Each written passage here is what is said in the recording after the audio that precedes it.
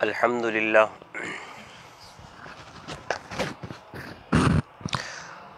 الحمد للہ وکفا وسلام علی عبادہ الذین اصطفیٰ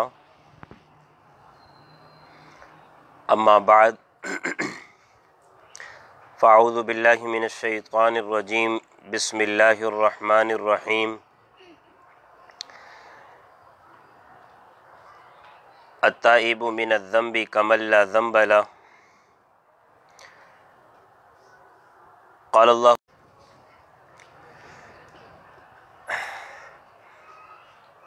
یہ جو کچھ بھی سب سے پہلے تو محض اللہ کا فضل ہے اور اس کا کرم ہے کہ اس نے اس وقت اپنے دین کی بات کرنے کی توفیق نصیب فرمائی۔ اور سچی بات یہ ہے کہ یہ مجمع جو کہ یہاں پر بیٹھا ہوا ہے 8-10 سے اوپر افراد پر مشتمل ہے، ان کے شوق اور دینی جذبے کو مد نظر رکھتے ہوئے یہ بات یہاں پر کرنے کا موقع ملا، تو جہاں پر اللہ کے شکر گزار ہیں وہاں پر در حقیقت اس چیز کے وجود کا سبب آپ حضرات ہیں۔ اللہ آپ کا بیٹھنا اپنی بارگاہ میں قبول فرمائے، اور یہ بیٹھنا اور اس بیٹھنے میں دینی بات کا سننا یہ ساری نیکیاں ہیں۔ آ کر بیٹھے یہ بھی نیکی ہے، اور اللہ کے ہاں کوئی نیکی حقیر نہیں ہے، کوئی نیکی اللہ کے ہاں چھوٹی نہیں ہے۔ آپ صلی اللہ علیہ وسلم نے ارشاد فرما دیا کہ دیکھو لا تحقرن من المعروف شیئا، کسی نیکی کو حقیر نہ سمجھنا۔ اللہ کی ذات بہت بڑی ہے، وہ نیکی ہماری نظر میں تو چھوٹی ہو سکتی ہے، لیکن جس ذات کے لیے کر رہے ہیں وہ ذات بہت بڑی ہے، وہ احکم الحاکمین ہے، اس کی نظر میں کوئی نیکی چھوٹی نہیں ہے۔ وہ ذات جب دینے پر آتی ہے تو اپنے شایان شان دینے پر آتی ہے، اور اسی اعتبار سے بندے کو نوازتی ہے۔ لہذا کوئی بھی نیکی ہو آدمی ہاتھ سے خالی جانے نہ دے، مبادا یہ موقع آئے یا نہ آئے فوراً نیکی کو کر لے اور نیکی کو حقیر نہ سمجھے۔ تو بہرحال یہاں پر بیٹھنا یہ بھی ایک نیکی ہے، اور اس بات کا کرنا اس نیکی کے سبب آپ لوگ ہیں۔ اللہ آپ کو بھی اجر عظیم عطا فرمائے۔ بیٹھنے کا مقصد یہی ہے کہ یہ مہینہ شعبان المعظم کا مہینہ چل رہا ہے۔ نبی اکرم صلی اللہ علیہ وسلم کی روایت سے یہی بات معلوم ہوتی ہے کہ شعبان آپ نے فرمایا میرا مہینہ ہے، اور رمضان اللہ کا مہینہ ہے۔ تو ایسے میں شعبان کی طرف بھی ہمیں متوجہ ہونا چاہیے، یہ سبب ہے رمضان میں داخلے کا، تو رمضان کی طرف متوجہ کرنے والا ہمارے لیے شعبان ہے۔ اس شعبان کی قدر قیمت ضرور مسلمان پر لازم ہے، اگرچہ روایت میں کلام، لیکن نبی اکرم صلی اللہ علیہ وسلم کی روایت یہ بات بتاتی ہے کہ آپ صلی اللہ علیہ وسلم اس مہینے کے حوالے سے اللہ کی بارگاہ میں دعا فرما رہے ہیں، باری تعالیٰ شعبان میں برکت نصیب فرما اور مجھے رمضان میں داخلہ نصیب فرما۔ حضرات اہل علم فرماتے ہیں کہ اپنے لیے اللہ کی بارگاہ میں دنیا کے اعتبار سے اشتیاق اور تمنا کرتے ہوئے اللہ سے عمر مانگنا یہ اچھی بات نہیں ہے۔ مومن تو رب کا اور رب کی ملاقات کا مشتاق ہوتا ہے، میرے اللہ سے میری ملاقات کب ہوگی؟ ایک بزرگ کے بارے میں آتا ہے کہ جب انتقال ہونے لگا تو گھر والے رونے لگے، تو انہوں نے کہا روتے کیوں ہو؟ ساری زندگی اس دن کا انتظار کر رہا تھا کہ جب دنیا سے رخصت ہوں گا تو اپنے رب سے ملاقات کروں گا، اپنے رب کی بارگاہ میں حاضر ہوں گا، اپنے رب کے پاس جاؤں گا۔ تو بہرحال اب یہ نبی اکرم صلی اللہ علیہ وسلم کی روایت کو اگر دیکھا جائے تو آپ صلی اللہ علیہ وسلم اللہ سے زندگی مانگ رہے ہیں، باری تعالیٰ اور زندگی نصیب فرما دے، دنیا کی زندگی۔ اہل علم فرماتے ہیں کہ کوئی آدمی اس بنیاد پر اللہ سے دنیا کی زندگی مانگے تو بالکل اچھا عمل ہے کہ باری تعالیٰ مجھے ذرا اور زندگی نصیب فرما دیجئے کہ ایک حج اور کر لوں، ایک عمرہ اور کر لوں، اور تھوڑی سی آپ کے آگے سجدہ ریزی کر لوں، جھک جاؤں۔ چونکہ نبی اکرم صلی اللہ علیہ وسلم اللہ کی بارگاہ میں کہنے باری تعالیٰ شعبان میں برکت نصیب فرمائیے کہ رمضان کا مہینہ پالوں۔ تو ہر مسلمان اللہ کی بارگاہ میں اس بنیاد پر دنیا کی زندگی بڑھانے کے لیے خوب دعائیں کر سکتا ہے، ہاں باری تعالیٰ اور مجھے زندگی نصیب فرما تاکہ آپ کو اور راضی کر لوں۔ در حقیقت سچی بات تو یہ ہے کہ ہم کیا حق اللہ کا ادا کر سکتے ہیں؟ اللہ کے حق ادا کرنے پر قاصر ہیں، ہم قادر نہیں ہیں، لیکن کیا ہے کہ سراپا زندگی اسی میں لگاتے لگاتے اللہ سے ملاقات کر لے تو اللہ اس پر راضی ہے۔ ورنہ ہر ایک مسلمان اپنے گریبان میں جھانک کر دیکھ سکتا ہے کہ میں نے جو اللہ کی نعمتیں پائی ہیں اس کا حق کتنا ادا کر دیا، ہر ایک جانتا ہے۔ لہذا اب یہ شعبان کا مہینہ ہے، نبی اکرم صلی اللہ علیہ وسلم اس مہینے میں کثرت سے نفلی روزہ رکھنے کا اہتمام فرماتے تھے، کثرت سے آپ صلی اللہ علیہ وسلم نفلی روزہ رکھنے کا اہتمام فرماتے تھے۔ تو حضرات اہل علم نے فرمایا اس کی وجہ کیا تھی؟ اس لیے کہ اس مہینے میں ایک دن ایسا بھی آتا ہے جس میں اللہ عز و جل یہ فیصلہ جو کہ کر دیا گیا ہے فرشتوں کے سپرد فرما دیتے ہیں، فیصلہ ہو رہا ہوتا ہے کہ کس نے آئندہ سال دنیا سے رخصت ہونا ہے، کس نے کیا کرنا ہے۔ تو آپ صلی اللہ علیہ وسلم گویا کہ عملی طور پر یہ کرنا چاہتے ہیں کہ ایسے موقع پر جبکہ میرے لیے لکھا جا رہا ہو، یعنی میرا عمل جو ہے میری بعد کی زندگی کا معاملہ سپرد کیا جا رہا ہو، تو کاش کے روزے کی حالت میں ہو جاؤں، کاش کہ اللہ کی فرما برداری کی حالت میں ہو جاؤں۔ اس وجہ سے آپ صلی اللہ علیہ وسلم کثرت سے شعبان میں روزہ رکھنے کا اہتمام فرماتے تھے۔ تو مہینہ جو شعبان کا مہینہ ہے یہ سراسر علو یعنی کہ بلندی کا مہینہ ہے، یہ سراسر بر یعنی کہ نیکی کا مہینہ ہے، یہ سراسر الفت کا مہینہ ہے، یہ سراسر نور کا مہینہ ہے۔ لہذا اس مہینے کی اسی اعتبار سے آدمی قدر کرے۔ باری تعالیٰ آپ کا فضل ہے کہ آپ نے یہ مہینہ ہمیں نصیب فرمایا، اس لیے کہ یہ مہینہ رمضان سے ملا ہوا ہے۔ جہاں جہاں آدمی کسی منزل کا ارادہ کر کے سفر کرتا ہے، جو جو اس کی سواری منزل کے قریب آتی چلی جاتی ہے، سوار خوش ہوتا رہتا ہے، شادماں ہوتا رہتا ہے کہ منزل مقصود پر پہنچ رہا ہوں۔ میرا عزیزو 11 مہینے ہم نے گزارے، اب یہ شعبان کا مہینہ رمضان سے لگا ہوا ہے، اور رمضان کا مہینہ اس کا لطف اور اس کی لذت اور چاشنی ہر ایک جانتا ہے۔ تو میرا عزیزو پھر ہر ایک مسلمان اس بات کا متمنی ہوگا باری تعالیٰ اپنے فضل و کرم سے رمضان کا مہینہ نصیب فرما۔ اور رمضان کے مہینے کا لطف تو آپ جانتے ہیں کہ اس کی راتیں کیا ہی عجیب راتیں ہوتی ہیں، دن کیا ہی عجیب ہوتا ہے، اس کی صبحیں کیا ہی عجیب ہوتی ہیں، اور اس کا جاگنا کیا عجیب ہوتا ہے، اس کا سونا کیا عجیب ہوتا ہے۔ ہر ایک عمل سے مسلمان کو رمضان کے محبت ہو جاتی ہے، سونے سے محبت، جاگنے سے محبت، کھانے سے محبت، پینے سے محبت، افطاری کرنے سے محبت، سحری سے محبت، ایک عجیب لطف ہوتا ہے۔ اور وہ مہینہ کس کا ہے؟ اللہ کا۔ اور اس مہینے میں جب بندہ اعمال کرتا ہے تو آپ صلی اللہ علیہ وسلم نے کیا ارشاد فرمایا؟ اللہ فرماتے ہیں میں اپنے بندے کی جزا بن جاتا ہوں، یعنی میں سراپا اپنے بندے کے لیے ہو جاتا ہوں، یعنی اللہ ہم سے سراپا راضی ہو جاتا ہے۔ یہ شعبان کے مہینے کی برکت کہ ہمیں رمضان مل جائے، لہذا اس شعبان کی بھی قدر کی جائے۔ نبی اکرم صلی اللہ علیہ وسلم اس مہینے میں کثرت سے روزے رکھ رہے ہیں، اس کی وجہ یہی ہے کہ رمضان کی تیاری ہو جائے، رمضان کی تھوڑی سی مشق ہو جائے، رمضان کی طرف اللہ کی ہاں میرا اشتیاق کا اظہار ہو جائے، میری الفت کا اظہار ہو جائے، میری محبت کا اظہار ہو جائے کہ ہاں باری تعالیٰ رمضان کا مہینہ آنے والا ہے، میں نے 2 روزے رکھ لیے، 4 روزے رکھ لیے، 8 روزے رکھ لیے اللہ کی رضا کے لیے کہ کل قیامت کے دن یہ عمل بھی اللہ کی بارگاہ میں پیش ہوگا کہ میرے بندے کے سامنے ایک اجر عظیم والا مہینہ آنے والا تھا، تو یہ میرا بندہ اس کے لیے کتنا اشتیاق رکھتا تھا، کتنی محبت رکھتا تھا، کتنا ملاقات کا متلاشی تھا۔ اور جب آدمی اللہ کی بارگاہ میں طلب پیش کرتا ہے نا، اللہ طالب کو محروم نہیں فرماتے، اللہ طالب کو محروم نہیں فرماتے۔ اللہ اسی طلب کی برکت سے ہمیں اپنے ماہ مبارک یعنی رمضان میں داخلہ نصیب فرمائیں گے۔ عافیت کے ساتھ، صحت کے ساتھ اللہ کی بارگاہ میں طلب پیش کرنی ہے۔ لہذا یہ شعبان کا مہینہ نبی اکرم صلی اللہ علیہ وسلم اس ماہ مبارک میں کثرت سے روزے رکھ رہے ہیں، اور یہ شعبان کا مہینہ اگر دیکھا جائے، صحابہ رضی اللہ عنہم اجمعین کی زندگی کو اٹھا کر دیکھا جائے، حضرت اہل علم فرماتے ہیں رمضان کی تیاری صحابہ شعبان میں کرنا شروع کر دیا کرتے تھے۔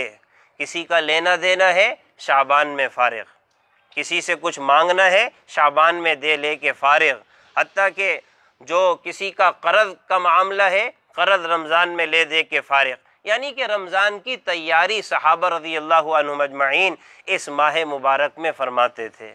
لہذا یہ شعبان کا مہینہ بھی بڑا قدر والا مہینہ ہے، اور اس کی قدر اسی سے معلوم ہو جاتی ہے کہ اس ماہ مبارک میں اللہ نے ایک رات رکھی ہے جس کا نام شب برات ہے۔ شب برات، برات کا مطلب کیا ہے؟ یعنی کہ بری کرنا۔ اللہ تعالیٰ اس ماہ مبارک کی یعنی 15ویں رات کو، جو کہ آج کی رات ہے، بے تحاشا بے حساب لوگوں کو جہنم سے آزاد فرما دیتے ہیں۔ اس وجہ سے یہ براءت کا مہینہ ہے، شب براءت آج کی دن کی ہے۔ اللہ تعالیٰ بے شمار افراد کو، روایت میں آتا ہے نبی اکرم صلی اللہ علیہ وسلم نے ارشاد فرمایا اس رات میں اللہ تعالیٰ اپنے بندوں کی طرف رحمت کے ساتھ متوجہ ہوتا ہے، اور اللہ سب کی مغفرت فرما دیتا ہے، سب کی مغفرت فرما دیتا ہے۔ لیکن آپ صلی اللہ علیہ وسلم ارشاد فرما رہے ہیں کہ کچھ لوگ ایسے ہیں جو آج کی رات بھی محروم رہتے ہیں۔ اللہ حرمان سے بچائے، اللہ محروم رہنے سے بچائے۔ اللہ کے ہاں مغفرت، اللہ کے ہاں دینا، اللہ کے ہاں نوازنا، اس کی کمی نہیں ہے۔ اللہ ہمیں عذاب دینا نہیں چاہتا، اللہ ہمارے لیے رحمت کے دروازے سراپا کھولنا چاہتا ہے، لیکن جب آدمی سرکشی پر آ جاتا ہے تو پھر اللہ تعالیٰ اس کے ساتھ ایسا معاملہ کرتے ہیں۔ روایت میں آتا ہے نبی اکرم صلی اللہ علیہ وسلم کا ایک مقام پر پڑاؤ ہوا، صحابہ بھی ٹھہرے ہوئے تھے، تو اتنے میں ایک عورت کا حال یہ تھا کہ وہ دور قریب میں تھی، اور اس نے کھانے کے لیے دیگچی چڑھا رکھی تھی چولہے پر۔ جو ہی اس کا بچہ قریب آتا وہ چولہے سے اس کو دور کر دیتی، پھر جو ہی قریب آتا وہ چولہے سے دور کر دیتی۔ اس کو پتہ چلا کہ یہاں پر چند افراد کا پڑاؤ ہوا ہے، تو چنانچہ وہ وہاں پر صحابہ اور اللہ کے نبی صلی اللہ علیہ وسلم کی خدمت میں آئی اور کہا کہ آپ کون لوگ؟ صحابہ نے تعارف کروایا اور اللہ کے نبی صلی اللہ علیہ وسلم کا تعارف کروایا کہ ہاں میں اللہ کا نبی ہوں۔ آپ صلی اللہ علیہ وسلم نے فرمایا، تو اس عورت نے ایک بات کہی کہ آپ اللہ کے رسول ہیں، تو آپ یہ بات بتائیں کہ اللہ ماں سے بڑھ کر اپنے بندے سے محبت کرتا ہے، تو پھر یہ اللہ اپنے بندوں کو آگ میں کیوں ڈالتا ہے؟ یہ بات نبی اکرم صلی اللہ علیہ وسلم سے پوچھی۔ روایت میں آتا ہے آپ صلی اللہ علیہ وسلم نے اپنا سر مبارک جھکا لیا، اور جب اٹھایا تو آپ کی آنکھوں سے آنسو جاری تھے، آپ کی آنکھوں سے آنسو کی لڑی جاری تھی۔ آپ نے فرمایا کہ ہاں، اللہ تعالیٰ اپنے بندے کو اس وقت عذاب دینے پر آتا ہے جب یہ بندہ سرکشی پر آ جاتا ہے، اللہ سے مقابلے پر آ جاتا ہے، اللہ سے سرکشی پر آ جاتا ہے، پھر اللہ تعالیٰ اس کے ساتھ یہ معاملہ کرتا ہے۔ ورنہ وہ ذات بہت رحم کرنے والی، کرم کرنے والی ہے، درگزر کرنے والی ہے، معاف کرنے والی ہے، بخشش کرنے والی ہے۔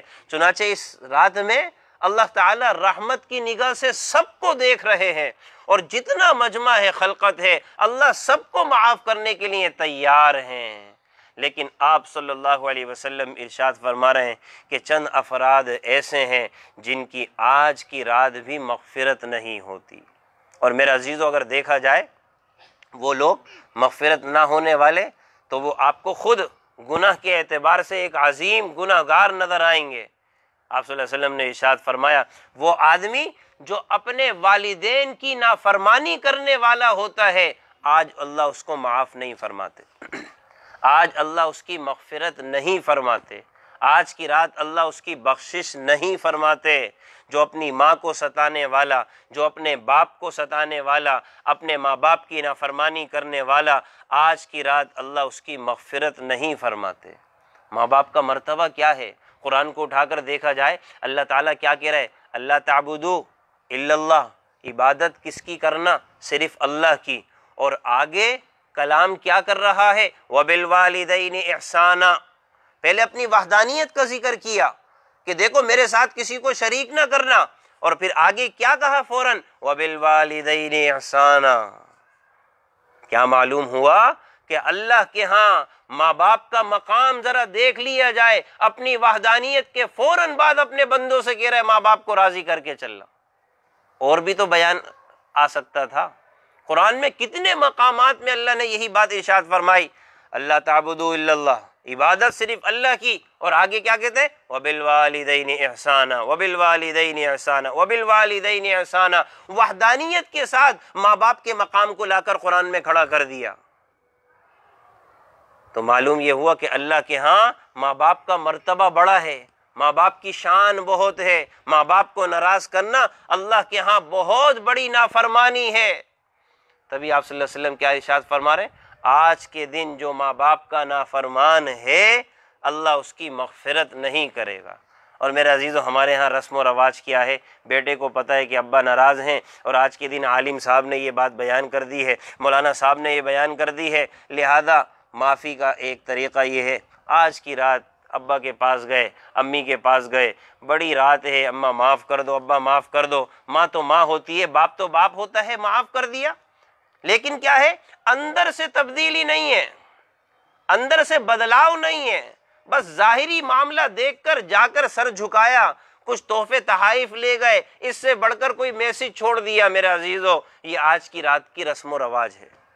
مسلمان سمجھتے ہیں کہ اس پر اللہ راضی ہو جائے گا، اللہ دلوں کے حال کو نہیں جانتا، اللہ اعمال کو نہیں جانتا، اللہ ہماری نیتوں کو نہیں جانتا، اللہ ہمارے پچھلے کرتوتوں کو نہیں جانتا، آگے کے اعتبار سے ہماری نیت میں کتنا اخلاص ہے، کتنا کھوٹ ہے، اللہ نہیں جانتا۔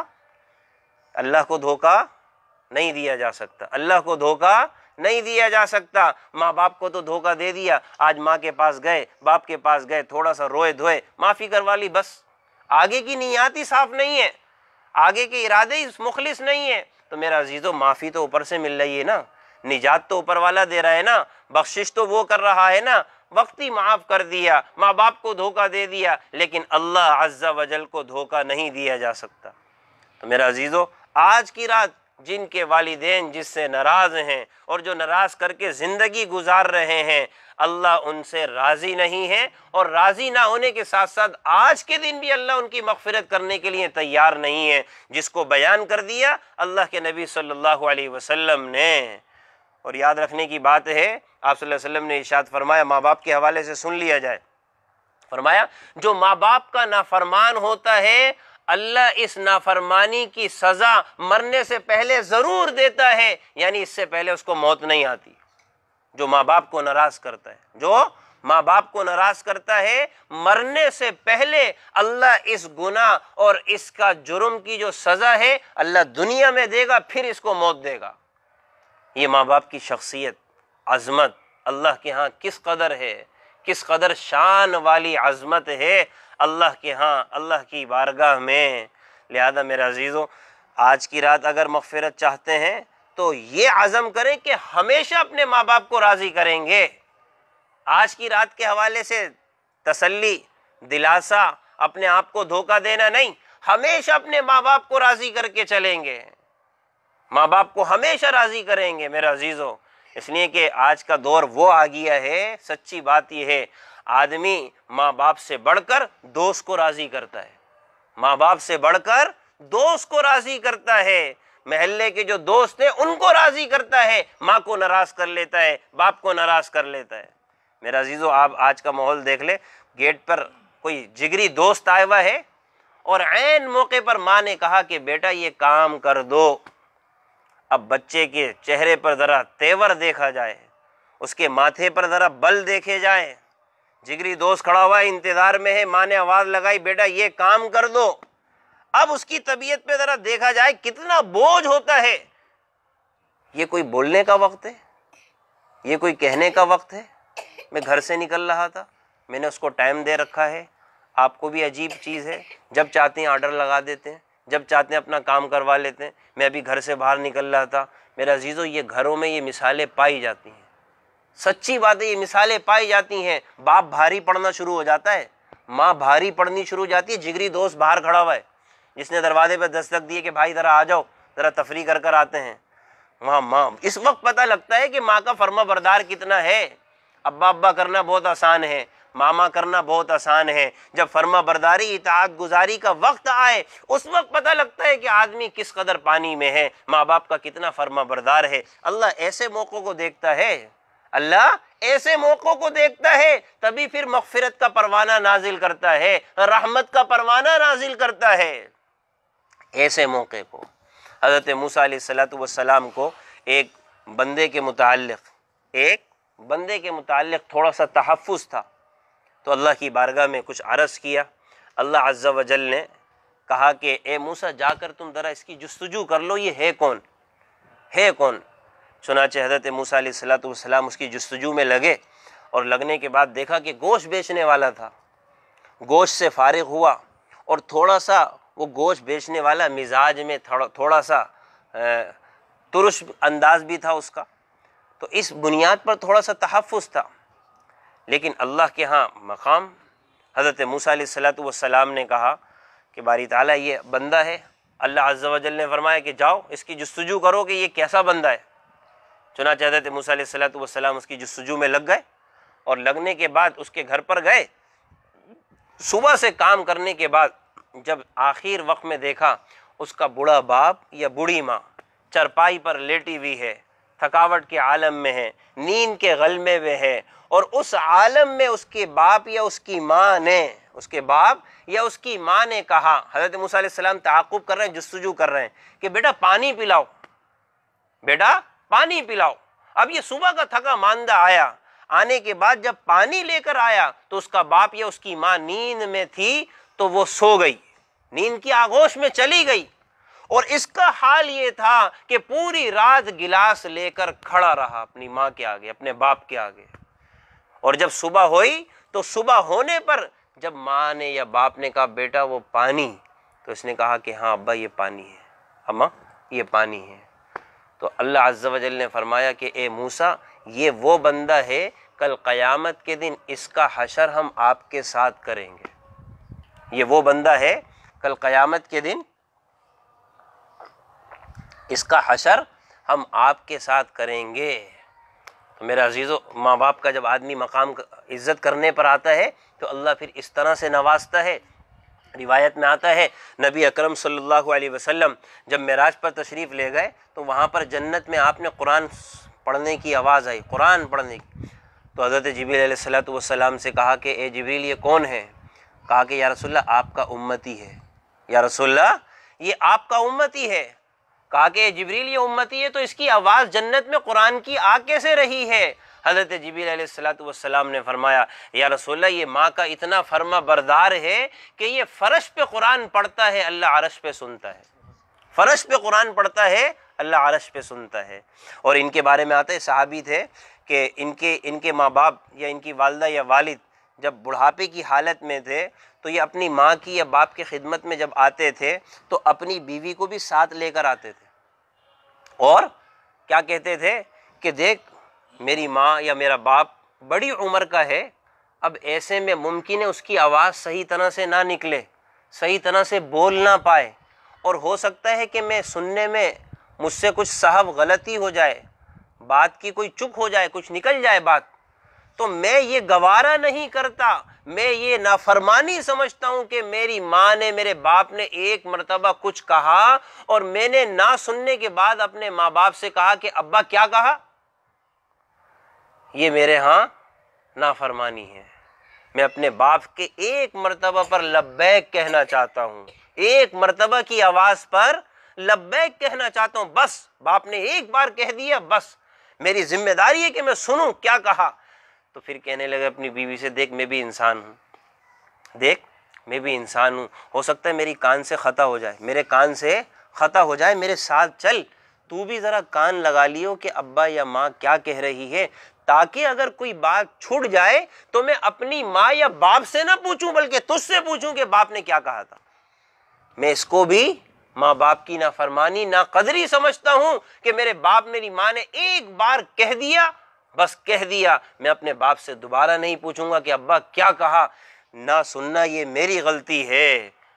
تو تو یہ وہ بندہ تھا کہ فرش پہ قرآن پڑھتا ہے تو اللہ اس کا قرآن عرش پہ سنتا ہے، لیکن جو ماں باپ کا نافرمان ہے، ماں باپ کو راضی کرنے والا نہیں، آج کے دن اللہ اس کی مغفرت نہیں کرتا۔ میرے عزیزو، انتہائی المیہ ہے ہمارے معاشرے کے اعتبار سے۔ آج ہم کتنی ماں باپ کی قدر کرتے ہیں، ہر ایک اچھی طرح سے جانتا ہے۔ میرے عزیزو، جب ہماری شادی ہو جاتی ہے، رشتہ ازدواج سے منسلک ہو جاتے ہیں، تو اس وقت پھر ماں باپ کا کیا مقام ہوتا ہے ہم اور آپ جانتے ہیں۔ میرے عزیزو، ہمارے ہاں بنیاد کیا ہے؟ ہمارے ہاں چونکہ ہمارے پاس مقتدی آتے ہیں، بنیاد کیا لے کر آتے ہیں؟ امام صاحب انصاف ہونا چاہیے، امام صاحب انصاف ہونا چاہیے۔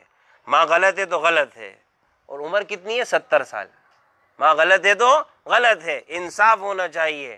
باپ کتنی عمر کا ہے؟ 80 سال کا، اور یہ کتنی عمر کا ہے؟ 25 سال کا۔ 80 سال کے بوڑھے سے انصاف مانگ رہے ہیں، جس کے تکلم میں ہچکچاہٹ ہے، جو کوئی چیز صحیح طرح سے پکڑ نہیں سکتا، پاؤں قدم صحیح طرح سے جما نہیں سکتا، زبان لڑکڑاتی ہے، اپنے کام خود سر انجام نہیں دے سکتا، اس سے انصاف مانگتا ہے۔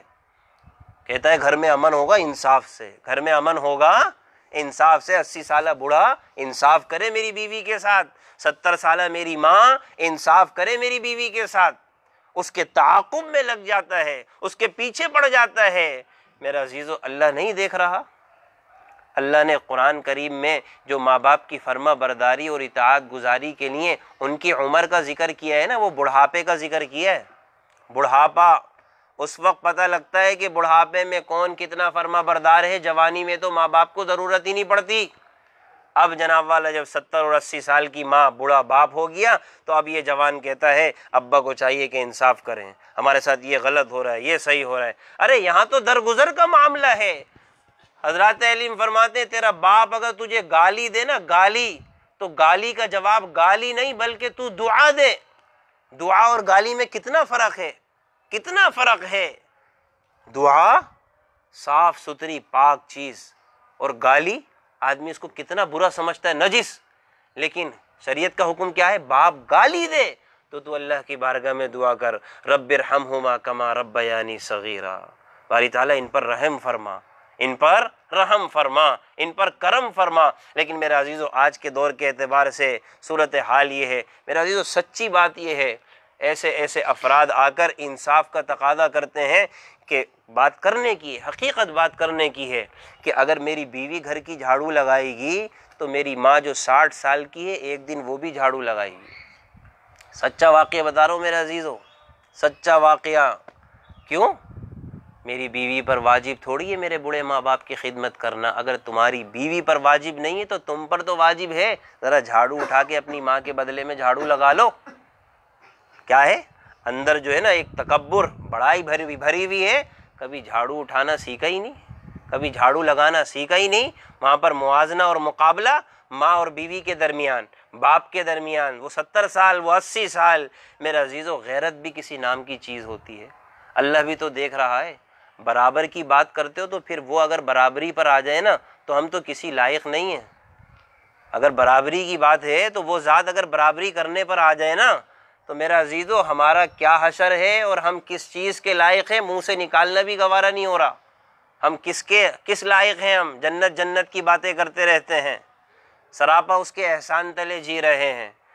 تو میرا عزیزو، ایسے میں ماں باپ کے ساتھ سراسر رحم، اس عمر میں جا کر تو اللہ حیا کرتا ہے، بوڑھے سے اللہ حیا کرتا ہے۔ ایک بوڑھے کا انتقال ہونے لگا، کچھ بال اس کے داڑھی میں کالے تھے، کہنے لگے کہ ایسا ہے کہ میرے مرنے کے بعد، منقول ہے بات، میرے مرنے کے بعد یہ 2 بال بھی سفید کر دینا تاکہ سارا بوڑھا ہو جاؤں۔ اور اللہ بوڑھے سے حیا کرتا ہے، اللہ بوڑھے سے، یہ باپ کہہ رہے باپ۔ اور آج کی اولاد بوڑھے سے حیا، وہ بھی باپ بوڑھا۔ میرا عزیزو، ہر ایک اپنے گھروں کے حال کو ذرا دیکھے، جانچ کرے، پڑتال کرے۔ آج ماں باپ کی دعائیں ہمارے ساتھ نہیں ہیں میرے عزیزو، سچی بات ہے۔ کیا دعائیں ساتھ نہ ہونے کا مطلب؟ آج ہم نے تہہ دل سے ماں باپ کا دل نہیں جیتا ہوا، بوڑھے باپ کا دل نہیں جیتا، بوڑھی ماں کا دل نہیں جیتا، ہم رسمی زندگی گھروں میں گزار رہے ہیں اور ہمارے ماں باپ ہمارے ساتھ رسمی زندگی گزار رہے ہیں، اس لیے کہ ان کو پتہ ہے اگر ہم نے زبان ہلائی تو گھر میں ہمارا کیا مقام ہوگا وہ اچھی طرح سے جانتے ہیں۔ سچا واقعہ آپ یقین کریں کہ ایک ہمارا ساتھی عیدی میں کام کرتا تھا، راشد نام تھا، تو کہنے لگا کہ ایک عیدی میں ایک بوڑھا آیا اور آ کر کہنے لگا کہ مجھے عیدی ہوم میں جمع کر لو۔ تو ہم نے کہا کہ بھئی ٹھیک ہے، ہم آپ کو عیدی ہوم میں جمع کر لیتے ہیں۔ کہا کہ ہم نے عیدی ہوم میں اس کی انٹری کر دی، سب کچھ کر لیا۔ سچا واقعہ، ہمارا ساتھی ایک راشد تھا، وہ عیدی میں کام کرنے کے بعد اس کے بیٹے اس کو لینے آئے، تو اس نے کہا کہ مجھے لاش کی صورت میں گھر لے جا سکتے ہو تو لے جاؤ، زندہ گھر نہیں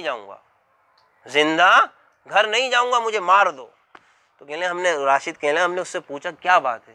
کہنے لگا کہ بس صورتحال یہ ہے، اپنی زندگی میں ساری جائیداد جو کمائی تھی میں نے کہا بڑھاپا آ گیا چلو ان کے نام کر دوں، سب بیٹے کو میں نے فارغ کر کے نام کر دیا، اب میرا گھر میں زندگی گزارنا یہ ان کے لیے بوجھ ہے، میں ان کو برداشت نہیں ہوں۔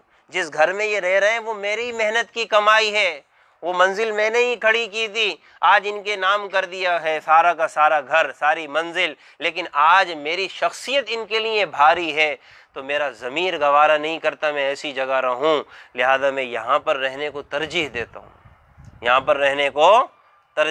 میرا جو سچا واقعہ۔ آج ہم مسجد میں امام ہیں، اولادیں آ کے کیا کرتی ہیں، بوڑھا باپ آ کے کہہ رہا ہے کہ امام صاحب بچے دباؤ ڈال لیں، ہمارا حصہ ہمیں دو۔ سچی بات، بوڑھے آ کر کہتے ہیں امام صاحب کون سا حصہ؟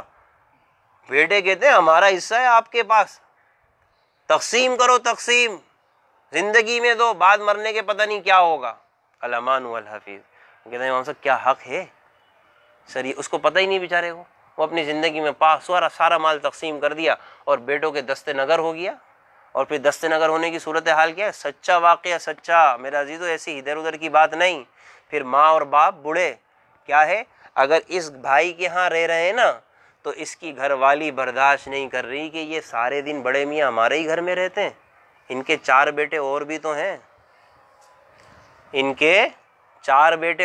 ہیں، مہینے میں 4 ہفتے ہوتے ہیں، ایک ہفتہ یہاں رہے گا یہ بوڑھا باپ ہے، وہ سسر ہے، اور دوسرے دن دوسرا ہفتہ وہاں رہے گا، تیسرا ہفتہ وہاں رہے گا، ہماری ہی ذمہ داری ہے، ہم ہی کھلاتے رہیں، ہم ہی پلاتے رہیں، ہمارے پاس اتنا نہیں ہے۔ جھوٹ، 1 بچہ ہوا، 2 بچے ہوئے، 3 بچے ہوئے، 4 بچے ہوئے، ان کا سب کا پورا گھر سے ہو رہا ہے، لیکن اگر نہیں ہے تو ماں باپ کو دینے کے لیے نہیں ہے۔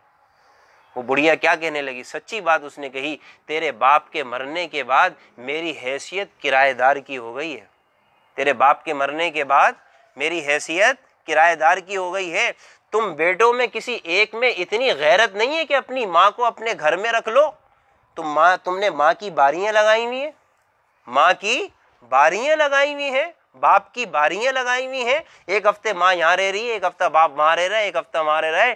میرے عزیزو سچے واقعات، کھانا ایک وقت کا بڑے بھائی کے یہاں سے آ رہا ہے جو 2 گلی بعد رہتا ہے، رات کا کھانا وہاں سے آ رہا ہے جو صدیق آباد میں رہتا ہے، صبح کا ناشتہ وہاں سے آ رہا ہے جو علی آباد میں رہتا ہے۔ سچی مثال ہے، کسی کے پاس اتنی وہ نہیں ہے کہ اپنے ماں کو ایک ہی وقت میں بیٹھ کر گھر میں کھانا کھلا دے۔ اور میرے عزیزو پھر کیا کہتے ہیں، یا اللہ ہمارے رزق میں برکت عطا فرما، یا اللہ ہمارے مال میں برکت عطا فرما، یا اللہ ہماری تنگیاں دور فرما، یا اللہ ہماری پریشانیاں دور فرما، یا اللہ ہمارے رزق میں اپنا فضل فرما، کرم فرما۔ میرے عزیزو ایسے میں اللہ کہاں نوازتا ہے، جس گھر میں ماں کی بد دعائیں ہوں، جس گھر میں باپ ناراض ہو، جس گھر میں ماں کی آہیں ہوں، میرا عزیزو وہ گھر کبھی آباد نہیں رہتا، اللہ بھی اس کی مغفرت نہیں فرماتے۔ اور دوسرا نبی اکرم صلی اللہ علیہ وسلم نے ارشاد فرمایا، اللہ جس کی مغفرت نہیں فرماتے وہ آدمی ہے جو اپنی شلوار ٹخنوں سے نیچے رکھتا ہے، اس کی مغفرت نہیں فرماتے۔ یہ عام گناہ ہے ہمارے معاشرے کے اندر، اگر دیکھا جائے شلوار ٹخنوں سے نیچے ہے۔ میرا عزیزو آپ صلی اللہ علیہ وسلم نے ارشاد فرما دیا، جو بھی حصہ یہ ٹخنے کا اس طرح سے نیچے رہے گا کل قیامت کے دن جہنم کی آگ میں جلے گا، یعنی کہ یہ ٹخنا، لہذا اس سے بھی بچنے کا اہتمام کیا جائے۔ ایک روایت میں آپ صلی اللہ علیہ وسلم نے ارشاد فرمایا، اللہ عز و جل 3 اشخاص پر رحمت کی نگاہ سے نہیں دیکھتے، نہ ان سے کلام کریں گے اللہ عز و جل قیامت کے دن، نہ ان سے اللہ ان کی طرف نظر رحمت سے دیکھیں گے، نہ ان کا گناہوں سے تزکیہ کریں گے، وَلَهُمْ عَذَابٌ علیم، دردناک عذاب میں جئیں گے۔ پھر آپ نے ارشاد فرمایا ایک آدمی وہ ہے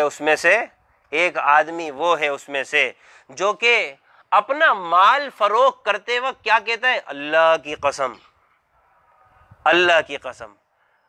یعنی کہ اللہ کے نام کا وقار کیا ہے کہ 1000 روپے کی چیز بیچ رہا ہے تو رب کا نام استعمال کر رہا ہے۔ غیرت کا آپ دیکھیں جنازہ نکل گیا، 1000 روپے کی چیز استعمال کر رہا ہے، بیچ رہا ہے تو کیا کہتا ہے؟ خدا کی قسم۔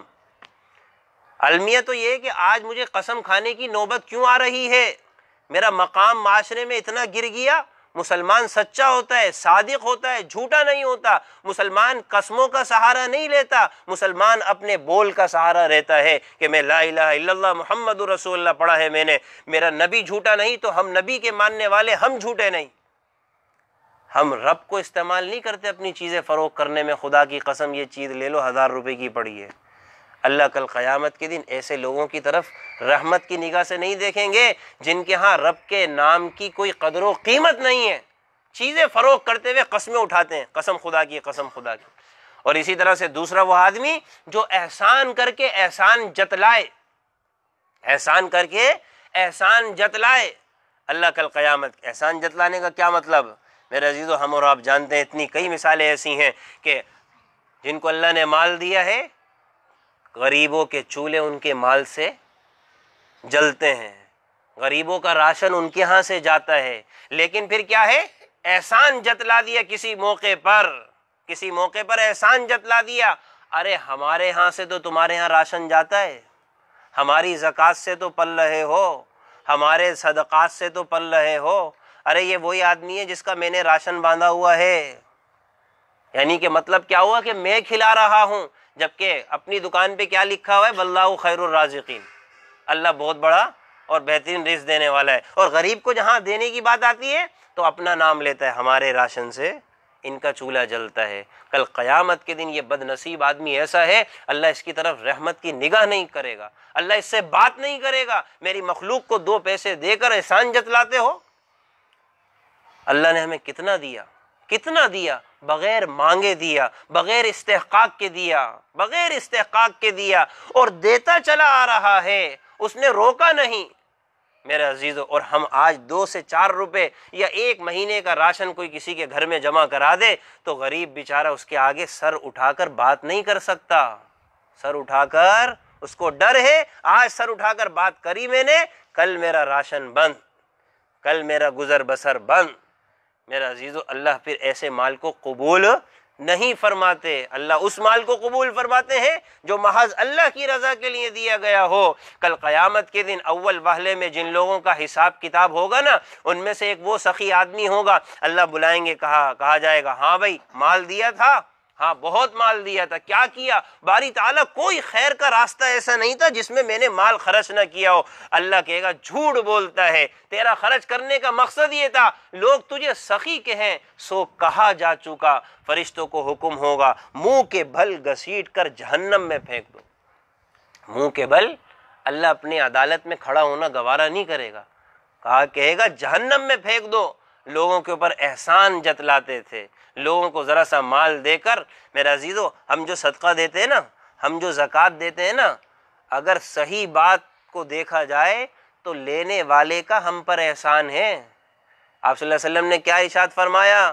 ایک دن قیامت کے قریب ایسا آئے گا، لوگ اپنی زکاتیں لے کے پھریں گے، کوئی لینے والا نہیں ہوگا۔ اور سورہ زلزال میں جا کر دیکھ لیں، وہاں پر کیا ہے کہ زمین اپنا خزانہ اگل دے گی، زمین اپنا خزانہ اگل دے گی، اور وہاں پر زکوٰۃ لے کے پھر رہا ہوگا، بھائی زکوٰۃ لے لو، نہیں زکوٰۃ لے لو، نہیں زکوٰۃ لے لو، نہیں۔ اگر یہ آج غریب زکوٰۃ لینے والا نہ ہو تو میرا عزیزو، میرا مال پاک کیسے ہوگا؟ میرا مال پاک کیسے ہوگا؟ آپ نے فرمایا اپنے اموال کی زکوٰۃ ادا کر کے حفاظت کرو۔ تو غریب گویا کہ میرے مال کا محافظ ہے، میری زکوٰۃ لے کے اس نے مجھ پر احسان کیا ہے، نہ کہ میں غریب پر احسان کر رہا ہوں۔ میں غریب کو نہیں کھلا رہا۔ اگر غریب کو امیر کھلا رہے ہیں تو اور ہمیں اللہ کھلا رہا ہے تو غریب کا رازق کیا اللہ نہیں ہے؟ ہم رازق ہیں نعوذ باللہ؟ ہم رازق نہیں ہیں، رازق وہ ہے۔ میری زکوٰۃ سے غریب نہیں پل رہا، میرے صدقے سے غریب نہیں پل رہا، ارے یہ تو اللہ کا مجھ پر احسان ہے کہ اس نے اپنا مال دے کے مجھے بیچ میں واسطہ بنا کر کہا کہ لے اس بندے کو دے دے تاکہ دو نیکیاں مجھے بھی مل جائیں، ورنہ وہ ذات ہمارے واسطے کے بغیر اپنے بندوں کو کھلانے پر قادر ہے۔ اپنے بندوں کو، اپنی مخلوق کو، یہ چرین پرین جانور یہ ذریعہ معاش کا اختیار کرتے ہیں، وہ ذات کھلا رہی ہے، وہ ذات پلا رہی ہے۔ اللہ ہمارے محتاج نہیں ہے، وہ ساری مخلوق کو انسان سے ہٹ کر کھلا سکتی ہے تو انسانوں کو بھی کھلا سکتی ہے، کسی غریب نادار مفلس کو بھی کھلا سکتی ہے، لیکن یہ اللہ کا ہم پر احسان ہوتا ہے۔ اللہ دو پیسے ہمیں دے کر کہتا ہے کہ یہ تم اس کو دے دو تاکہ اس کا اجر اور ثواب میں تمہیں دوں۔ اللہ کی شان عجیب ہے، مال اسی نے دیا اور اسی کا تھا اور اسی کے نائب بن کر آگے دینے والے بن گئے، مفت میں ثواب ہمیں دے دیا۔ مفت میں ثواب، کوئی دعویٰ کر سکتا ہے یہ مال میرا ہے؟ آپ کا مال ہے تو قبر میں لے جائیے گا، آپ کا مال ہے تو آپ دعویٰ کر دیں کہ لے کر آیا تھا، نہ لے کر آئے نہ لے کے جانے کی ہے، یہ تو سراسر اللہ کی رحمت ہی رحمت ہے، بس اس سے آگے میرا مال نہیں، یہ اللہ کی رحمت ہے۔ اور اللہ مال بھی ان لوگوں کو دیتا ہے جن کو اللہ دل دیتا ہے، اور جو بخیل ہوتے ہیں نا، مال آج تو ہوتا ہے ان کے پاس کل نہیں ہوتا۔ آپ صلی اللہ علیہ وسلم نے ارشاد فرمایا روزانہ دو فرشتے آسمان سے اترتے ہیں، ایک فرشتہ دعا کرتے ہیں باری تعالیٰ سخی کو بدلہ نصیب فرما، سخی کو بدلہ نصیب فرما، اور دوسرا کیا کہتے ہیں باری تعالیٰ بخیل کے مال کو تباہ اور برباد فرما، بخیل کے مال کو تباہ اور برباد فرما۔ تو میرا عزیزو یہ در حقیقت اللہ ہی کا دیا ہوا ہے، ہم کسی کو نہیں کھلاتے، ہم کسی کو نہیں دیتے، رازق ہمارا بھی اللہ ہے اور غریب کا بھی اللہ رازق ہے، زکوٰۃ دینے والے کا بھی رازق اللہ ہے، صدقہ دینے والے کا بھی رازق اللہ ہے۔ ہمیں تو اس غریب کو شکریہ ادا کرنا چاہیے کہ بھائی آپ نے ہماری زکوٰۃ لے لی، ورنہ یہ ہمارا مال پاک کیسے ہوتا۔ اور روایت میں آپ صلی اللہ علیہ وسلم نے ارشاد فرمایا تم اللہ کے راستے میں کچھ نکالتے ہو نا، یہ پہلے اللہ کے ہاتھ میں جاتا ہے، پہلے اللہ کے ہاتھ میں جاتا ہے اور اس کے نائب بن کر پھر ہمارے ذریعے سے غریب کے ہاتھ میں جاتا ہے، ورنہ پھر غریب تو یہ کہے گا باری تعالیٰ مجھے تو دینے والا یہ صاحب ہے، مجھے تو دینے والے نہیں۔ اللہ کے نبی نے غریبوں کی دلداری کے لیے کیا ارشاد فرمایا؟ یہ امیر جو اللہ کے راستے میں نکالتا ہے یہ فوراً غریب کے ہاتھ میں نہیں جاتا، پہلے یہ رب کے ہاتھ میں جاتا ہے، پھر بندہ اس رب کی طرف سے نائب بن کے آگے دیتا ہے۔ تو لہذا جو احسان جتلائے گا آج کی رات اس کی مغفرت نہیں ہے۔ اسی طرح سے ایک اور آخری بات اور بھی ہے، قطع تعلقی اختیار کرنے والا، مسلمان سے بات نہیں کرنا۔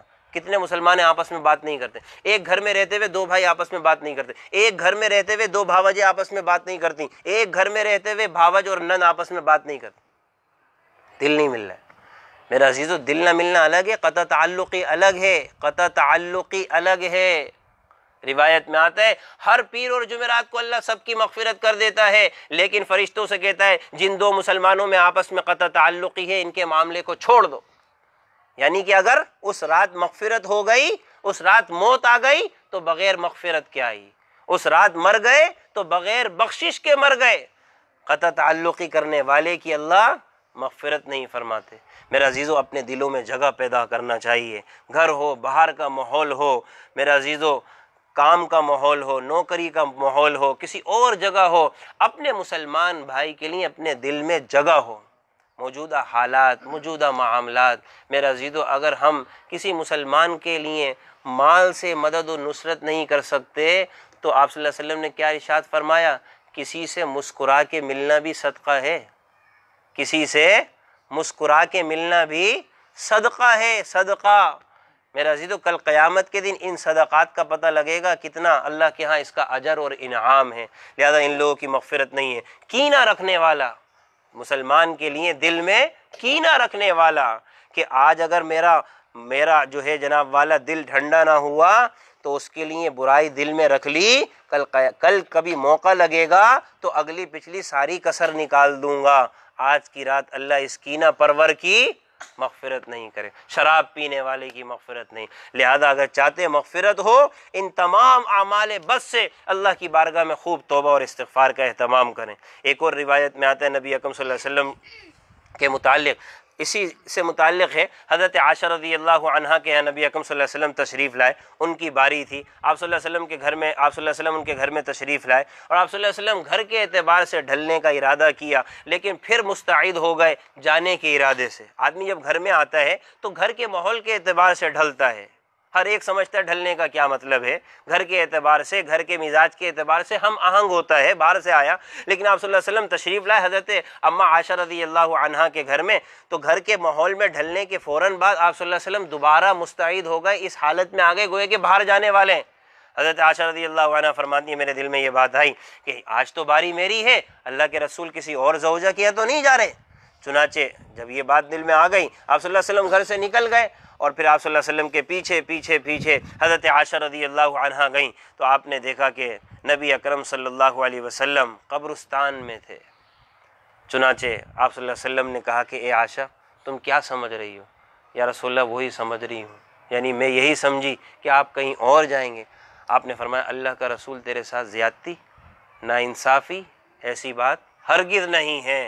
ارے یہ تو وہ رات ہے جس میں اللہ تعالیٰ اپنے بندوں کی مغفرت فرماتے ہیں۔ قبیلہ بنو کلب جو ہے، اس کے قبیلہ جو ہے، اس کی جو بکریاں ہیں، اس کے اوپر جو بال ہیں، اس سے کئی تعداد میں زیادہ اللہ لوگوں کی مغفرت فرما دیتے ہیں۔ یہ تو مغفرت کی رات ہے۔ چنانچہ پھر نبی اکرم صلی اللہ علیہ وسلم گھر میں تشریف لائے، اور عجیب بات حضرت عائشہ رضی اللہ عنہا سے فرمائی۔ اس کو کہا جاتا ہے خاون، اس کو کہا جاتا ہے خاون۔ حضرت عائشہ رضی اللہ عنہ سے کہنے لگے، یعنی کہ پہلے تو بتا دیا عبادت کی رات ہے، بخشش کی رات ہے، کہنے لگے اے عائشہ تیری اجازت ہے میں اللہ کی عبادت کر لوں؟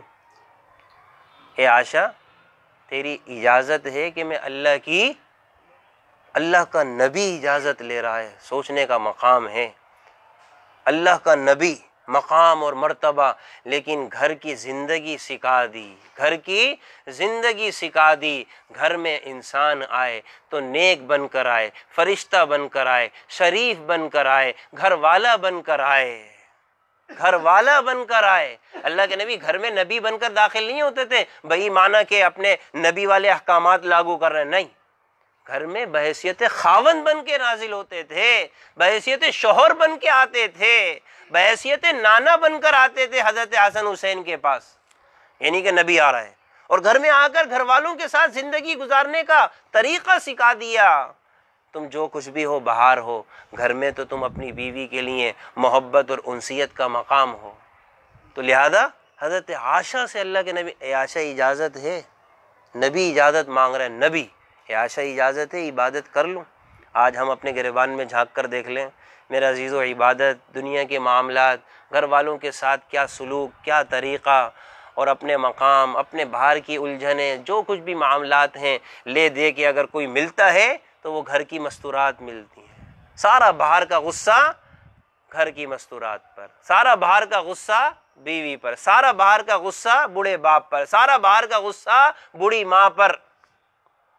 میرے عزیزو یہ شریعت نہیں سکھاتی، اللہ کے نبی نے ہمیں یہ نہیں سکھایا۔ حالانکہ باہر کے معاملات دیکھیں، لوگ ایمان لے کر آ رہے ہیں، ایک طرف معاملات جنگ کے چل رہے ہیں، ایک طرف جناب والا پورے شہر کو سنبھالنا ہے، ایک طرف پورے انتظام کو کرنا ہے، مالی معاملات کرنا ہے، مختلف جگہوں پر صحابہ گئے ہوئے ہیں، فتوحات کے حوالے سے، وفود کے حوالے سے، مختلف بادشاہوں کے پاس تبلیغ کے حوالے سے، سارے معاملات ہیں، لیکن گھر میں آ کر خاوند بن کے زندگی گزارتے تھے۔ تبھی تو روایت میں آتا ہے حضرت عائشہ اللہ کے نبی صلی اللہ علیہ وسلم سے ناراض ہو جاتی تھیں، حضرت عائشہ۔ تو علماء نے فرمایا یہ ناراض ہونا بحیثیت بیوی اور خاوند کے تھا، نبی کے نہیں تھا، اس لیے کہ آپ صلی اللہ علیہ وسلم گھر میں بحیثیت نبوت کے حوالے سے انٹری نہیں کرتے تھے، داخلہ کہ جناب والا نبی آ گیا، خاوند آ گیا، تبھی تو بیوی ناراض بھی ہو رہی ہے، ورنہ نبی سے ناراض ہونا جائز نہیں ہے، حلال نہیں ہے۔ حضرت عائشہ ناراض ہو جاتی تھی، آپ صلی اللہ علیہ وسلم بھی دل جوئی کرتے ہوئے سمجھ لیا کرتے تھے عائشہ ناراض ہے، تو حضرت عائشہ سے کہتے ہیں عائشہ جب تم ناراض ہوتی ہو مجھے پتہ لگ جاتا ہے۔ یا رسول اللہ کیسے پتہ لگتا ہے؟ جب عائشہ مجھ سے ناراض ہوتی ہے تو قسم کھاتے وقت یہ کہتی ہے ابراہیم کے رب کی قسم، اور جب عائشہ مجھ سے راضی ہوتی ہے تو قسم کھاتے ہوئے کہتی ہے محمد کے رب کی قسم۔ میں سمجھ لیتا ہوں عائشہ ناراض ہے، یعنی کہ ڈانٹ ڈپٹ نہیں کر رہے کہ مجھ سے ناراض ہو میں نبی ہوں تمہیں پتہ نہیں، نہیں، دل جوئی کر رہے ہیں، راضی کرنے کی کوشش کر رہے ہیں۔ حضرت عائشہ کہنے لگی یا رسول اللہ زبان سے آپ کا نام نہیں لیتی، دل میں تو آپ آباد ہیں، دل میں تو آپ آباد ہیں۔ گھر والوں کے ساتھ یہ محبت، تعلق، حسن سلوک، یہ نبی اکرم صلی اللہ علیہ وسلم کی تعلیمات ہے۔ آدمی گھر میں جائے تو آپس میں ہم آہنگی کا ماحول پیدا کرے، یہ نہیں کہ ناچاقیاں۔ آج ہمارے گھروں میں جو بے برکتی ہے نا، اس کی سب سے بڑی وجہ یہ کہ ہمارے گھر کے اندر اتفاق نہیں ہے۔ گھر کے اندر جہاں جھگڑا ہے وہاں اللہ کی رحمت نہیں ہے، جہاں جھگڑا ہے وہاں اللہ کی رحمت نہیں ہے۔ آپ صلی اللہ علیہ وسلم نے فرما دیا نا، تمہیں ایک ایسی چیز بتاؤں جو تمہارے دین کو مونڈ ڈالے، صفایا کر دے تمہارے دین کا۔ آپ نے فرمایا تمہارا آپس کا جھگڑا، تمہارا آپس کا جھگڑا۔ جس گھر میں جھگڑا ہے، بیٹی کا بھابھی کے ساتھ، بھابھی کا نند کے ساتھ، آپس میں ایک دوسرے ماں بہو ساس، یہ جس گھر میں ہے وہاں پر برکتیں نہیں ہیں، وہاں پر میرا عزیزو بے سکونی ہے، بے اطمینانی ہے، اس لیے کہ جھگڑا اللہ کو پسند نہیں ہے۔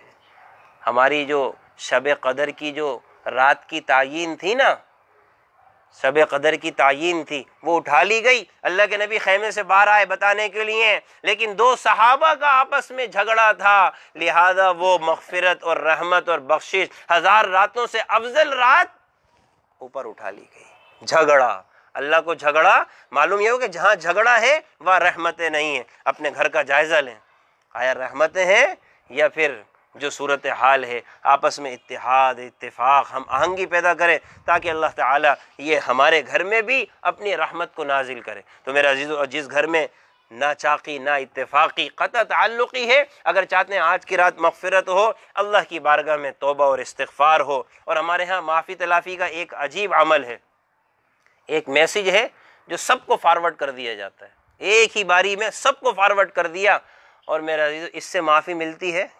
آدمی اپنے ضمیر سے پوچھے نا بھائی، آدمی اپنے کسی کو گالی، اللہ کے ہاں یہ نہیں ہوگا کہ جناب والا سب کو ایسے ہی اللہ کہیں گے جاؤ، نہیں، کل قیامت کے دن پہاڑ برابر نیکی لے کر آئے گا۔ آپ نے فرمایا میرے امت کا مفلس آدمی یہ ہے، پہاڑ برابر نیکیاں لے کر آئے گا۔ اور ایک آدمی آ کر کے کہا باری تعالیٰ گالی دی تھی، نیکیاں اٹھا، باری تعالیٰ مال لیا تھا، نیکی اٹھا کے، باری تعالیٰ مجھے ذلیل کیا تھا، نیکی، یہاں تک کہ پورا پہاڑ ختم ہو جائے گا۔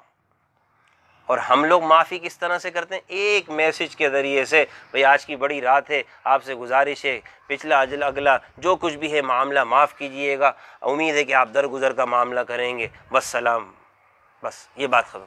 ایسے معاف نہیں ہوتی، یہ تو معافی کا مذاق ہے، یہ تو معافی کا مذاق ہے۔ جس کا دل دکھا ہوا ہے وہ ایک میسج پر اس کو آمادہ کر لے گا، کتنا اس کا دل دکھایا، کتنا اس کو ذلیل کیا، کتنا رسوا کیا، کتنا اس کا مال کھایا، کتنا اس کے ساتھ جو ہے بے رحمی کا معاملہ کیا، اور ایک میسج چھوڑ دیا۔ اللہ کے ہاں ظلم نہیں ہے، اللہ کے ہاں ظلم نہیں ہے، اللہ کے ہاں اندھیر نہیں ہے۔ میرا عزیزو، معافی تو یہ ہے کہ آدمی جا کر بات کرے کہ میری ذات سے تمہیں تکلیف پہنچی، اللہ کی رضا کے لیے مجھے معاف کر دو۔ اور ہمارے پاس کوئی آئے معافی لینے کے لیے، ہم بھی اللہ کی رضا کے لیے معاف کر دیں۔ اس لیے کہ آپ صلی اللہ علیہ وسلم نے ارشاد فرمایا، جو دنیا میں لوگوں کو معاف کرے گا، کل قیامت کے دن جب وہ سب سے زیادہ معافی کا محتاج ہوگا، اللہ وہاں پر معاف کرے گا۔ تو ہو سکتا ہے ہمارے پاس بھی کوئی درخواست لے کر آ جائے، تو آج کا دن اللہ معاف کر رہا ہے تو ہم اللہ کے عمل کی اتباع کریں، ہم بھی معاف کریں۔ ہو سکتا ہے اس سے غلطی ہو گئی ہو سکتا ہے نادانی میں کوئی بھول چوک اس سے ہو گئی ہو، اللہ کی رضا کے لیے ہم معاف کر دیں تاکہ کل قیامت کے دن اللہ ہمیں معاف کر دے۔ اور اگر اللہ نے ہمیں مال دی ہے، آج کے حساب سے بات بتا رہا ہوں، اللہ نے ہمیں مال دی ہے، ممکن ہے کسی غریب کا 1000 روپے قرضہ ہے، 2000 قرضہ ہے، یا اگر زیادہ قرضہ ہے تو میرا عزیزو کچھ نہ کچھ نیکی کے اعتبار سے اس کا قرضہ معاف کر دیں۔ 1000 معاف کر دیا، 2000 معاف کر دیا، یا اللہ اپنی حیثیت کے مطابق اس نیکی میں نے بھی اپنا حصہ ڈال دیا۔ اس وقت تنگ دستی کا عالم ہے، پریشانی کا عالم ہے، اور آج کی رات اللہ بھی معاف کر رہا ہے، ہمارے کتنے جرائم کو اللہ دھو رہا ہے، معاف کر رہا ہے، یعنی اللہ ہم پر رحم کر رہا ہے۔ ایک روایت میں آتا ہے کل ایک اللہ کی بارگاہ میں ایک آدمی پیش ہوا، اللہ عز و جل نے کہا فرشتوں سے کہ اس کے نام اعمال کو دیکھو، چنانچہ نام اعمال کو دیکھا تو فرشتوں نے کہا باری تعالیٰ کوئی بڑے بڑے اعمال تو نہیں ہیں، لیکن ایک عمل اس کا ہمیں ایسا ملتا ہے رجسٹر میں کہ اس نے اپنے خادموں سے کہہ رکھا تھا اگر جس نے مجھ سے کچھ مال لیا ہے اور وہ تنگ دست ہے، ضرورت مند ہے، اگر وہ کسی رعایت کا سوال کرے تو اس کو رعایت دے دینا، اگر کسی معافی کا سوال کرے تو اس کو معافی دے دینا۔ باری تعالیٰ نام اعمال میں بڑی بڑی نیکیاں نہیں ہیں، یہ نیکی ہے۔ اللہ کہتا ہے کہ میں اس سے زیادہ غیرت مند ہوں، جب یہ میرے بندوں کو معاف کرتا تھا، اے فرشتوں میں نے اس کو معاف کر دیا، اے فرشتوں میں نے اس کو معاف کر دیا۔ میرا عزیزو یہ ماحول کون سا چل رہا ہے؟ کتنے گھر کے چولہے میرا عزیزو بجھ چکے ہیں، کتنے مالدار بیچارے بیٹھ چکے ہیں، حالات اللہ کی طرف سے آزمائش۔ ایسے میں ہماری جو نیکی ہے دیگر اعتبار سے اس میں بھی اپنا حصہ ڈالیں، معاف الگ کرنا، اگر اس کا مال ہے یا کچھ دینا ہے، جو اللہ نے ہمیں اتنی وسعت دی ہے، اگر وہ ہمارے 2000 قرضہ نہیں لوٹائے گا تو کوئی بات نہیں، باری تعالیٰ آپ کی رضا کے لیے میں نے معاف کر دیا۔ باری تعالیٰ من جاء بالحسنۃ فلہ عشر امثالها، ایسے موقع پر جبکہ امت تنگ دست ہے، پریشان ہے، پریشانی کے عالم میں ہے، اس وقت نیکیاں لے کر آؤ گے فَيُضَاعِفَهُ لَهُ أَضْعَافًا كَثِيرًا، اللہ پھر بڑھائے گا اتنا کہ تمہارے وہم و گمان میں نہیں ہوگا۔ من جاء بالحسنہ، ایک نیکی کر رہے ہو لیکن آج کی ایک نیکی اس عالم میں، اس پریشانی کے عالم میں ایک نیکی کی کتنی قدر و منزلت اللہ کے ہاں ہوگی۔ اللہ نے 10 کا اعلان کیا لیکن دیگر آیت میں کہا کہ واللہ یضاعف لمن یشاء، اللہ پھر جس کے لیے بڑھانے پر آئے گا تو بے حساب بڑھا دے گا۔ میرا عزیزو آج کے دور میں نیکی کرنے والا انشاءاللہ ان میں شامل ہوگا، انشاءاللہ اللہ ان میں۔ اور یاد رکھنے کی بات ہے، آج 1000 کا اگر قرضہ معاف کیا ہے نا، یہ نیکی ہے نا، یہ صدقہ ہے، اللہ صدقے کو واپس لوٹاتا ہے، اللہ صدقے کو واپس لوٹاتا ہے۔ آپ صلی اللہ علیہ وسلم نے ارشاد فرمایا یاد رکھو کہ کوئی بھی صدقہ مال کو کم نہیں کرتا، ما نقصت صدقۃ من مال، کوئی بھی صدقہ مال کو کم نہیں کرتا، کوئی بھی صدقہ اللہ اس کے بدلے میں ضرور دیتا ہے۔ حضرت رابعہ بصریہ رحمہ اللہ کے بارے میں آتا ہے نا کہ جناب والا گھر میں بیٹھی ہوئی تھی، خادمہ نے دستک دی، خادمہ کے گھر میں دستک ہوئی، ایک تھال لے کر آئی، تھال حضرت رابعہ بصریہ کی خدمت میں پیش کیا۔ حضرت رابعہ بصریہ نے تھال کو دیکھا تو کہا کہ یہ میرے لیے نہیں آیا، واپس لے جا۔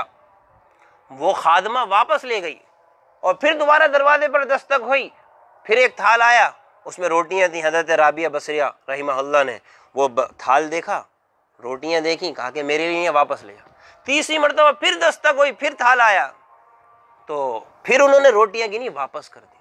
حضرت رابعہ بصریہ نے جب یہ کام کیا تو خادمہ رو پڑی، کہنے لگی کہ آپ یہ کیا کر رہی ہیں، ہر بار واپس لوٹا دیتی ہیں۔ تو حضرت رابعہ بصریہ اللہ کے فرمان پر کتنا یقین، اللہ ایک کے بدلے میں 10 دیتا ہے۔ کہنے لگیں کہ میں نے ایک روٹی صدقہ کی تھی، یہ میرے پاس 9 روٹیاں کیوں آ رہی ہیں؟ اللہ نے قرآن میں 10 کہا ہے، اللہ نے قرآن میں 10 کہا ہے، ایک نیکی کے بدلے میں 10 ملیں گے، رابعہ کو یقین ہے 10 ملے گا۔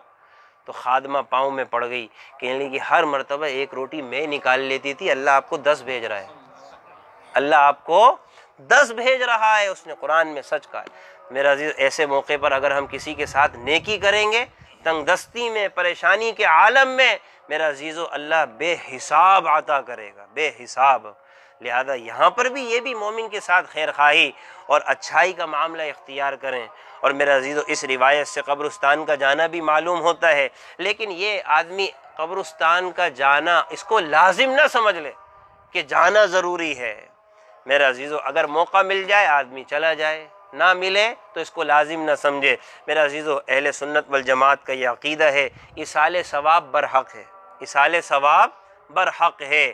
یہاں بیٹھ کر قرآن پڑھ کر اگر اپنے عزیز و اقارب، دادا دادی، نانا نانی، جس کے والدین اللہ ان کی مغفرت کرے دنیا سے چلے گئے، ان کو بخشے گا، ایصال ثواب برحق ہے، اللہ اجر اور ثواب دے گا۔ لہذا یہ عمل بھی اختیار کیا جائے۔ اس کے علاوہ آج کی جو رسومات ہیں ہم اور آپ اچھی طرح سے سمجھتے ہیں۔ میرا عزیزو 13ویں تاریخ کو کوئی خاص قسم کا کوئی حلوہ پوری بنانی ہے یا کوئی حلوہ 15ویں کو بنانا ہے یا اور کوئی کام ایسا کرنا ہے، میرا عزیز و شریعت میں اس کی کوئی مثال نہیں ملتی۔ ہاں آج کی رات آدمی عبادت کرے بالکل اجازت ہے، لیکن عبادت بھی واجب نہیں ہے، موقع ملے کر لے، گھر والے نہ کریں، کوئی ملامت نہ کرے کسی کو کہ بھئی آپ عبادت، اس لیے کہ عبادت واجب نہیں ہے، مستحب ہے، کوئی کرے تو کرے۔ اگلے دن روزہ رکھ لے، اچھی بات ہے، لیکن یہ نہیں کہ جناب والا کسی کو ملامت کرنا شروع کر دیا آج روزہ کیوں نہیں رکھ رہے، ایسی بات بھی نہیں۔ روزہ رکھنے کی اجازت ہے، رات کو عبادت کرنے کی اجازت ہے، تلاوت کی اجازت ہے۔ اگر کوئی سوتا بھی رہے تو میرا عزیزو وہ قابل ملامت نہیں ہے۔ اور ایک بات یاد رکھیں، جس نے عشاء کی نماز پڑھی ہے اور وہ سو گیا اور پھر اس نے فجر کی نماز بھی پڑھی تو میرا عزیزو ساری رات عبادت کا ثواب ہے، ساری رات عبادت۔ اور جس نے عشاء کی نماز باجماعت پڑھ لی، آپ صلی اللہ علیہ وسلم نے فرمایا آدھی رات عبادت کا ثواب ہے۔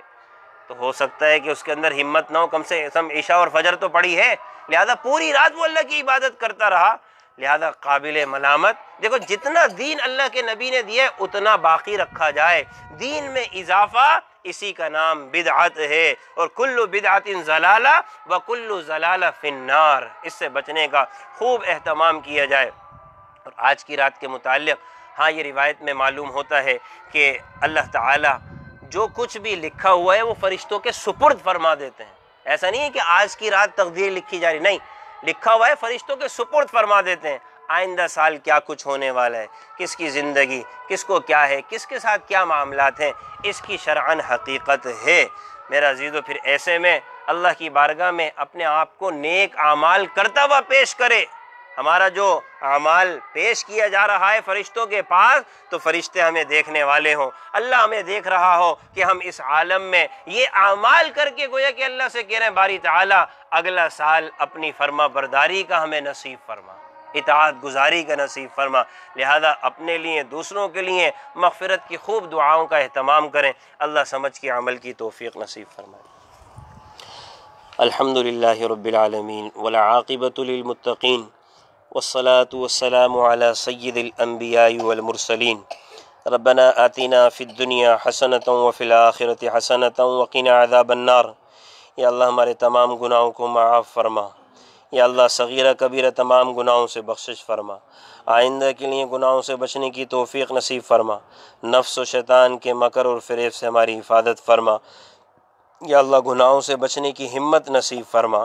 یا اللہ ہم کمزور ہیں، گناہ ہو جاتے ہیں، یا اللہ اپنا فضل فرما، اپنا کرم فرما، اپنا رحم فرما، گناہوں سے بچنے کی ہمت نصیب فرما۔ یا اللہ ہم توبہ کرتے ہیں، توبہ ہماری ٹوٹ جاتی ہے، یا اللہ ہمیں توبہ پر قائم رہنے والا بنا۔ یا اللہ اگر توبہ ٹوٹ جائے دوبارہ توبہ کو قائم کرنے والا بنا۔ یا اللہ اس توبہ کے ٹوٹنے سے جو ہم گناہ گار ہوئے اپنے فضل و کرم سے ہمیں معاف فرما، درگزر کا معاملہ فرما۔ یا اللہ ہمارے گناہوں کا نتیجہ ہے کہ آج پورے عالم میں یہ بیماری وبا پھیل گئی۔ یا اللہ آپ کی بارگاہ میں توبہ کرتے ہیں، یا اللہ ہمیں معاف فرما، یا اللہ ہمیں معاف فرما۔ یا اللہ اس معافی اور توبہ کی قبولیت کے طفیل یا اللہ اس بیماری کو ختم فرما، اس وبا کو ختم فرما، اس مرض کو ختم فرما۔